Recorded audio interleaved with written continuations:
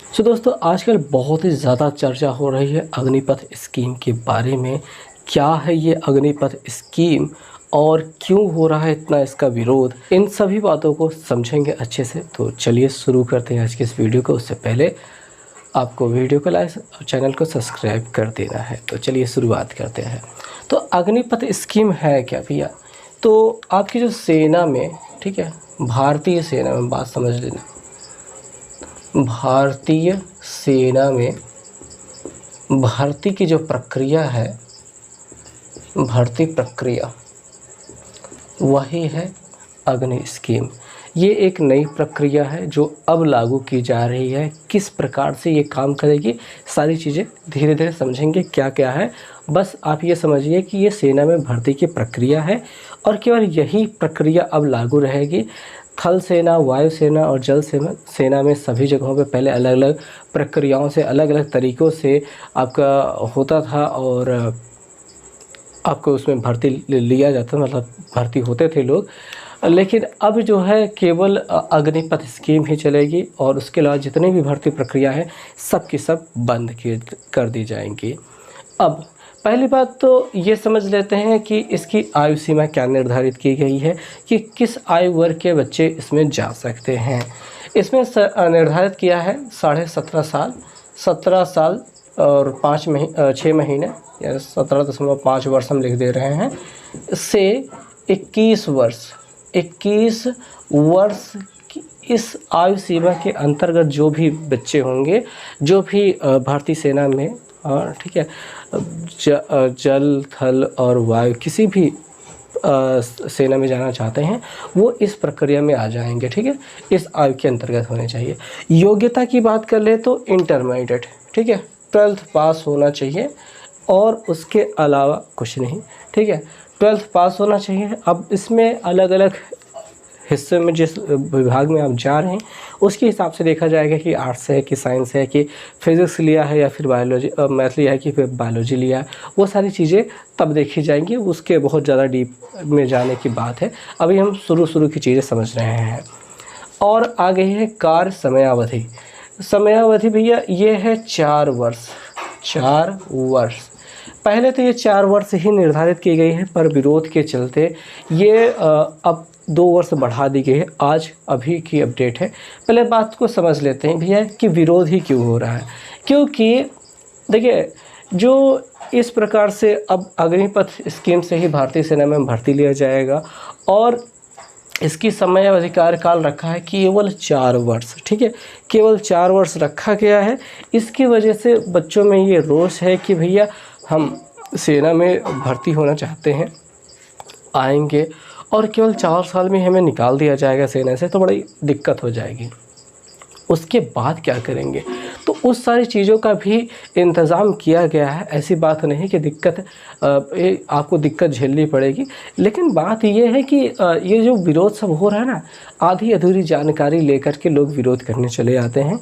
पूरी जानकारी रखें अपने साथ तो चीज़ें समझ में आएंगी। अब पूरी जानकारी रख ही नहीं रहे हो, समझना ही नहीं चाह रहे हो, जब कोई आपकी बात सुनना ही नहीं चाहेगा तो आप उसे क्या समझा पाओगे? और वो आपको मारने दौड़ना आएगा मरका हो बैल की तरह, तो फिर क्या ही कर सकते हो। तो वही सेम चीज़ हो रही भैया।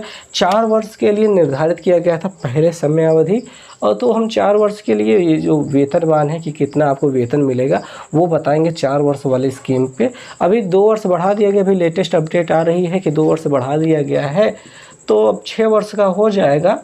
लेकिन 6 वर्ष के लिए क्या वेतनमान रहेगा वो अभी अपडेट में नहीं मिला है हमें, तो वो तो देखा जाएगा बाद में। फ़िलहाल 4 वर्ष की स्कीम के साथ में क्या था, और 4 वर्ष होने की वजह से ही सब बड़ी दुविधा में थे कि 4 वर्ष नौकरी कर लेंगे उसके बाद तो निकाल दिए जाएंगे, फिर कहाँ जाएंगे, बेरोजगार हो जाएंगे।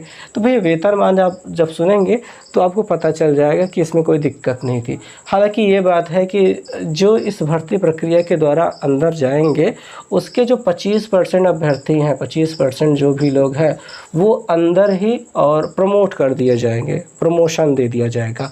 बाकी 75% लोगों को निकाल दिया जाएगा। जाएगा, ठीक है, उनकी परमानेंट जॉब नहीं होगी, उनको निकाल दिया जाएगा। अंदर किनको रखा जाएगा, किनको प्रमोट किया जाएगा, जो उनमें से योग्य होंगे, ज़्यादा योग्य जो होंगे उन्हीं को प्रमोट किया जाएगा। लेकिन ये बात नहीं है कि 75% व्यक्ति जो होंगे वो बेकार हो जाएंगे, गलत बात है भैया। देखो अब इसमें क्या होगा कि कुछ जो 75% लोग निकलेंगे वो सेना से निकले भैया, बेकार नहीं है। पहले बात तो उनको छांट के लिया ही गया है, अब वहाँ से जब निकले हैं तो वो भी एकदम हीरे ही हैं, समझ लीजिए भैया।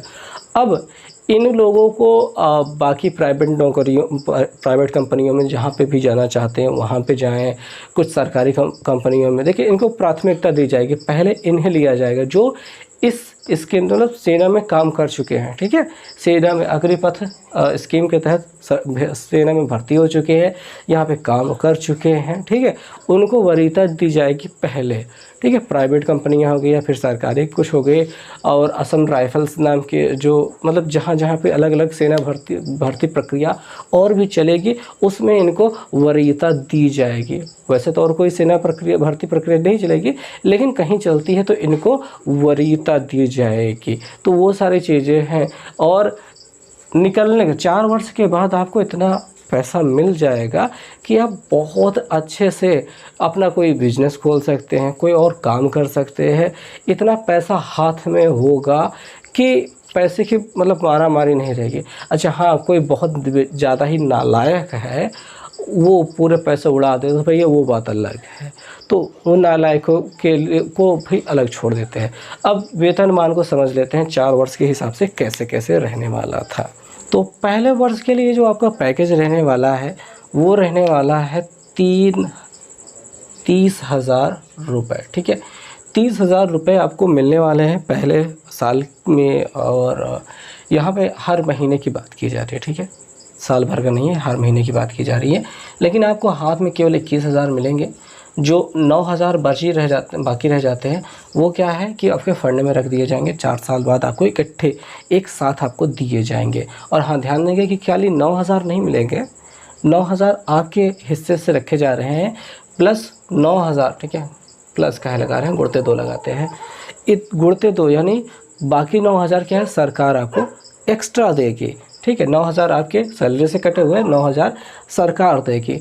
तो पहले साल के लिए टोटल इतना अमाउंट आपको जमा होगा, मतलब मिलता रहेगा, इकट्ठा होता रहेगा। और फिर दूसरे साल की अगर बात कर लेते हैं तो दूसरे साल में आपको जो मिलने वाला है पैकेज वो रहेगा आपका 33,000 का, ठीक है। आपको सैलरी मिलने वाली है 33,000 की, और 33,000 में आपका 23,100 रुपये, ठीक है, आपको 23,100 रुपये हाथ में मिल जाएंगे। और बाकी रह जाते हैं 9,900 रुपये, ये आपको आपके फ़ंड में जमा हो जाएंगे, और इसका दुगुना करके आपको वापस मिलेगा। ध्यान देंगे, इसका दुगुना, हर बार दुगुना करके ही वापस मिलेगा।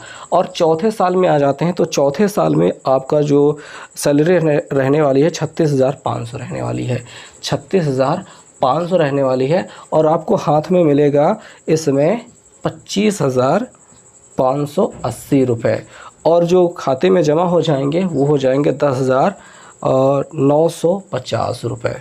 सॉरी, यहाँ पे कुछ गलती हो गई, ठीक है, तो जो भी है थोड़ी बहुत गलती हो रही है, जाने देते हैं। तो इतना आपके खाते में रहेंगे, इसका दुगना आपको वापस मिलेगा। फिर चौथे साल, सॉरी ये तीसरे साल का था, चौथे साल की बात कर लेते हैं। तो यहाँ पे 40,000 आपको मिलने वाला है। 40,000 में भी आपको हाथ में मिलेगा 28,000 रुपये, और खाते में क्या जमा रह जाएगा 12,000 रुपये हर महीने का जमा होगा। और इसका दुगना करके ही आपको, देखिए ये पूरी सैलरी आपको हर महीने इन हैंड आपके हाथ में आती रहेगी, ये पूरा जमा होता रहेगा। ये आपका बेसिकली जमा होगा, उसका दुगना करके सरकार आपको देगी, दुगना करके सरकार आपको देगी 4 साल बाद। और टोटल यहाँ पे अगर देखा जाए तो 11,71,000 रुपये, ठीक है, 11.71 लाख कहा जा रहा है, ये ब्याज के साथ, ठीक है। बाकी सब सैलरी जो मिल रही है वो अलग है, लेकिन जब आप सेवानिवृत्त होते हैं, यहाँ से निकलते हैं, तब आपके हाथ में 11,71,000 रुपये रहेंगे। मान लीजिए आप 17.5 साल की उम्र में या फिर 18 साल की उम्र में सेना में भर्ती हो जा रहे हैं। 4 साल आप वहाँ पे सेवाएं देते हैं और 22 साल में आप रिटायर होते हैं वहाँ से। 22 साल से 22 साल में निकलते हैं। अब इमेजिन कीजिए कि आप सेना में नहीं गए हैं और आप पढ़ाई कर रहे हैं। आपने इंटर कर लिया 17 साल की उम्र में, फिर ग्रेजुएशन में आ गए, 3 साल उसमें लगाया और फिर कुछ और करके अब बैंक, एसएससी या फिर किसी चीज़ की तैयारी कर रहे हैं आप। उस समय तक अगर कोई भर्ती हो गया है और 22 साल की एज में जब रिटायर हो रहा है, उस समय आपके पास 11 या 12 लाख के रुपए के करीब रुपए आपके हाथ में होंगे। लेकिन ऐसे में अगर यहाँ पे जो इस स्कीम में नहीं गया है, जिसकी भर्ती नहीं हो पाई है, उसके हाथ में क्या रहेगा? लड्डू, आराम से खाता रहे वो, ठीक है। तो ये बहुत बढ़िया स्कीम है सेना में भर्ती प्रक्रिया के लिए। अब यही सारी चीज़ें हैं। अब एक चीज़ और छूट रही है कि ये भर्ती प्रक्रिया होगी कैसे। तो इसकी रैलियाँ होती हैं, जैसे पहले रैलियाँ होती थी, अभी भी वैसी रैलियाँ होंगी कि कहीं पे ओपन फॉरम ऐसे चलाया जाएगा कि यहाँ पे आइए, एग्ज़ाम दीजिए और सेलेक्ट हो जाइए, या फिर आपके कैंपस में आया जाएगा, कोई बड़ा स्कूल है, कॉलेज है, वहाँ पे आ गए बच्चों को लेने के लिए, भैया कि कौन लायक है, ले लेते हैं। तो इस प्रकार प्रक्रिया से मतलब प्रक्रियाएँ चलती रहेंगी। देखिए अभी भी जो स्कीम चलती हैं ऐसी ही होती हैं, लगभग वैसे ये भी प्रक्रिया रहेगी, लेकिन अब केवल यही स्कीम चलेगी और कोई वैरायटी ऑफ स्कीम नहीं चल पाएंगी सेना में भर्ती के लिए। तो इसके तहत क्या है कि बहुत जल्दी आपको रोज़गार मिल जाएगा। जो भी योग्य होंगे व्यक्ति उनको तुरंत मिल जाएगा, क्योंकि भाई 17-18 साल की उम्र में आप हो और आपको रोज़गार मिल जा रहा है, क्या ही बड़ी बात, मतलब बड़ी मज़ेदार बात है, बड़ी अच्छी बात है। क्योंकि अभी इस उम्र में हम पहुंच गए हैं, फिर भी ढंग से अभी कमा नहीं पाए हैं, जॉब उतनी बेहतर नहीं बन पाई है, मतलब तलाश में अभी भी हैं। अगर ये स्कीम होती तो शायद होता, हमारे टाइम में ऐसा होता कि हम शायद जल्दी सेलेक्ट हो जाते, या फिर बात ही कुछ और होती। उसके बाद फिर देखिए, अब अगर आपके पास 11 या 12 लाख रुपए आपके हाथ में आते हैं 4 साल के बाद, तो आप क्या है कि किसी भी प्राइवेट कंपनी में जा सकते। देखिए सेना से जो निकलते हैं, रिटायर होते हैं, जो भी लोग सेवानिवृत्त होते हैं, उनकी डिमांड हर जगह पे रहती है। सिक्योरिटी वाले सिस्टम में, ठीक है, जहाँ पे सिक्योरिटी देखना है, ठीक है, सिक्योरिटी गार्ड नहीं, पूरी सिक्योरिटी देखनी है, ठीक है, आपके अंडर में 10, 20, 50 गार्ड होंगे, वो वाली स्थिति में। तो ऐसे वाले जो मतलब आपकी डिमांड बहुत ज़्यादा रहती है कंपनियों में, अलग अलग कंपनियों में। खाली सिक्योरिटी के लिए बात नहीं भैया, आप उसके साथ देखिए, आप 4 साल की अवधि में अपना काम कर रहे हैं, साथ में इग्नू से ओपन यूनिवर्सिटी है, इसके ज़रिए क्या कह रहे हैं कि आप क्या कोई भी ग्रेजुएशन भी करते चले जाएंगे साथ में, ठीक है, और वो भी उसकी मान्यता बहुत ज़्यादा रहेगी, अच्छी रहेगी। तो मतलब ग्रेजुएट भी हो जाएंगे, नौकरी भी रहेगी, पैसा भी रहेगा और ज्ञान भी मिल चुका होगा। बेहतरीन तरीके से चलने वाले हैं स्कीम। अगर आप ऐसा कर पाते हैं तो इसका विरोध क्यों हो रहा है? भाई सबसे बड़ी बात यही है कि 6 साल की अवधि दी गई, 4 साल की अवधि दी गई है। इसका मतलब क्या है कि अगर आप 4 साल तक सेना में काम कर चुके हैं तो 25% लोगों को प्रमोट किया जाएगा, वो भी उनकी योग्यता के आधार पे। बाकी 75% लोगों को निकाल दिया जाएगा कि भैया अब घर जाइए। लेकिन हाँ, निकालने के बाद उनको ये पैसा मिलेगा। अब इस पैसे से आप अपना बिजनेस खोल सकते हैं, या फिर कोई भी इस प्रकार का काम कर सकते हैं, कहीं पे भी नौकरी कर सकते हैं, या फिर सेना की और भी जो भी वैकेंसियाँ निकल रही हैं उनमें आप ट्राई कर सकते हैं। आपको प्राथमिकता दी जाएगी, आप बेहतरीन काम कर सकते हैं। यहाँ से निकलने के बाद आप बेहतरीन बन चुके होंगे, ठीक है, ये स्कीम।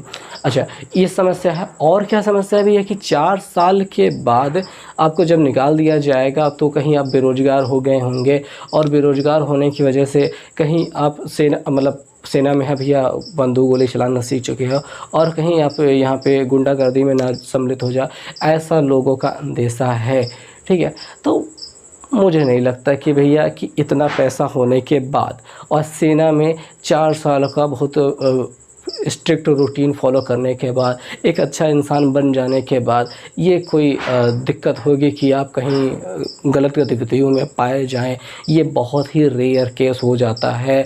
पहले ही बताया था कि जो लोग गंधैले हैं वो तो उड़ा ही देंगे भैया, उनके बस का कुछ नहीं है बचा पाना। बाकी ये बहुत मुश्किल से देखने को मिलते हैं, लाखों में एक होते हैं वो लोग, बहुत रेयर होते हैं जो सब कुछ लुटाने को तैयार रहते हैं, सब कुछ हाथ में होने के बाद भी। तो ये इसकी बड़ी अच्छी है भैया, सेना में भर्ती प्रक्रिया बड़ी बढ़िया चलने वाली है। अगर आप भी इंटरमीडिएट कर चुके हैं, ठीक है, आप जा चुके हैं, तो आपको इस प्रक्रिया में सम्मिलित हो जाना चाहिए, ट्राई करना चाहिए, ठीक है। तो सेना में भर्ती प्रक्रिया अब थोड़ी सी आसान लग रही है और आप जा सकते हैं, बड़ा मज़े आएगा। अगर आप में से कोई सिलेक्ट होता है और आपको हमारी ये जानकारी अगर अच्छी लगती है, समझ में आती है, तो आप इस बातों को समझ पाएंगे, ठीक है। तो कुल मिला के जमा बात यही है कि ये अग्निपथ स्कीम जो है बहुत बढ़िया है, मुझे जहाँ तक लगा वो बहुत बढ़िया है। जो लोग भी इसका विरोध कर रहे हैं वो लोग भैया अपना कारण तो सही ढंग से बताओ, पहले पता तो कर लो कि स्कीम क्या है और उसमें क्या लूप होल्स है, मतलब उसमें क्या दिक्कत है, क्या कमियां, थोड़ा सा अच्छे से रखो भाई। चिल्लाने के चाहे चाहे चाहे चिल्ला रहे हो और हमको समझ में नहीं आ रहा कि आप कहना क्या चाहते हो तो दिक्कत हो जाएगी। तो प्लीज़ थोड़ा शांति व्यवस्था बनाए रखें और अच्छे से काम करें। तो उम्मीद है आपको ये पूरी बातें समझ में आई होगी और इस स्कीम के बारे में आपको पता चल गया होगा। तो मिलेंगे नेक्स्ट वीडियो में और भी अच्छी जानकारी के साथ, तो तब तक के लिए बाय।